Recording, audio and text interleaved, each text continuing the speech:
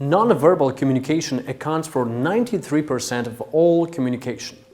This claim is one of the most misleading statements repeated in books, articles, and communication trainings. But where does this idea come from?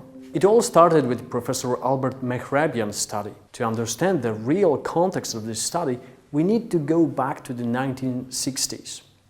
Albert Mehrabian, a psychology professor at the University of California, Los Angeles, conducted a series of experiments on nonverbal communication. His research focused on how people interpret contradictory messages, situations where verbal content of a message conflicted with the tone of voice or facial expression. Mehrabian's experiments involved presenting participants with images of faces and recorded voices conveying various emotions. The participants were asked to determine which element, facial expressions, tone of voice, or verbal content was most important in interpreting the true meaning of a message. The findings revealed that when verbal content conflicted with tone of voice and expression, participants generally relied on nonverbal cues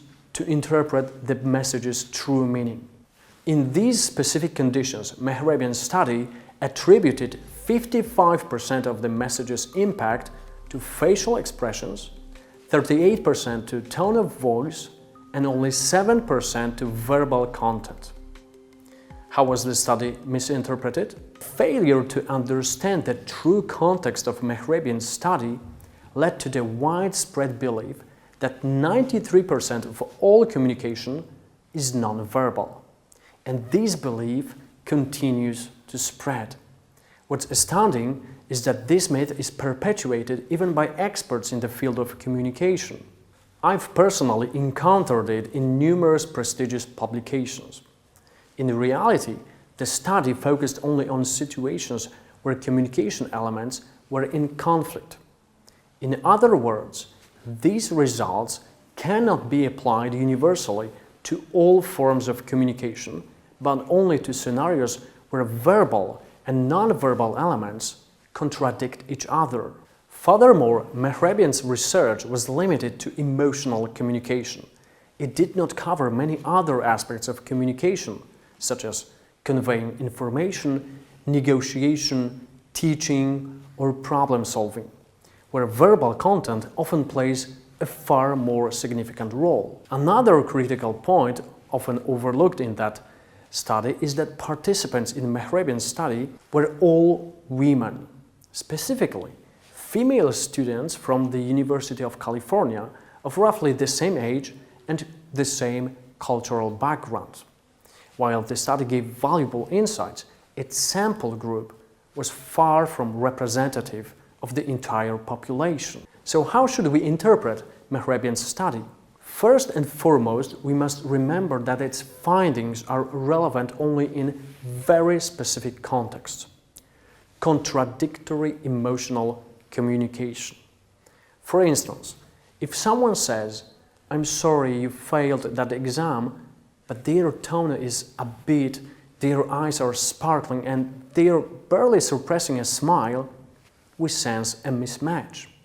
We assume that this person actually is not sorry. Another example, if someone says, "I'm fine, I'm really happy with this gift," but their face is tense, and their voice is subdued, and their eyes downcast, we're more likely to believe that they are nonverbal signals than their words. However, this conclusion cannot be applied to all forms of context of communication. Mehrabian's study is valuable because it highlights the importance of nonverbal communication, particularly in conveying emotions.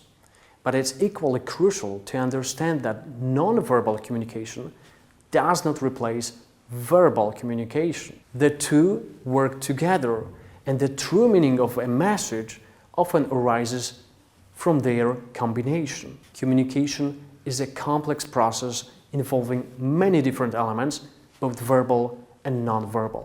Whether we are speakers, listeners, readers, or viewers, our understanding of communication must account for all these factors. Although Mehrabian's study doesn't prove that 93% of communication is nonverbal, we cannot overlook the significance of nonverbal communication.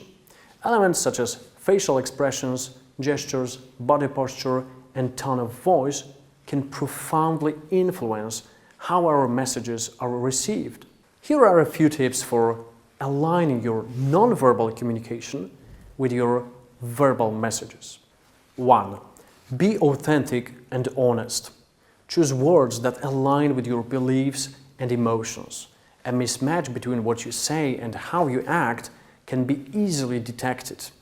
For instance, if you see a colleague you dislike and say, "I'm so happy to see you," while showing insincerity, it's better to stick to neutral topics like, "How is it going? How were your holidays?" This way, you avoid projecting conflicting signals. 2. Be aware of your nonverbal signals.